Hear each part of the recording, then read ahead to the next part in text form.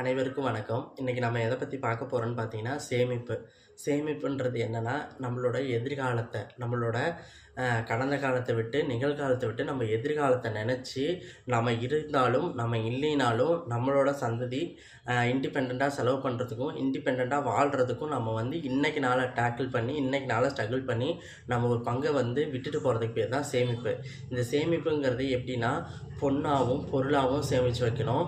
அதுதான் வந்து பிற்கால தேவையை பூர்த்தி பண்ணும். இல்லைங்க நான் நிறைய உறவை சேர்த்து வச்சுட்டு போயிட்டேன், நிறைய அன்பான மனிதர்களை சேர்த்து வச்சுட்டு போயிட்டேன்னா, கண்டிப்பாக இப்போ இருக்க சமூகத்துலேயும் இப்போ இருக்க இந்த காலத்துலேயும் உங்களோட ஆளுங்க, அதாவது நீங்கள் சேமித்து வச்ச ஆளுங்க உங்கள் குடும்பத்துக்கோ உங்கள் தேவையவோ கண்டிப்பாக பூர்த்தி பண்ண முடியாது.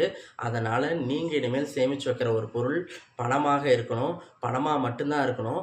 அந்த பணத்தை எப்படி சேமிக்கணும், எதுக்காக சேமிக்கணுங்கிறத நான் லாங் வீடியோவாக போஸ்ட் பண்ணுறேன். கண்டிப்பாக மிஸ் பண்ணாமல் பாருங்கள். தேங்க்யூ.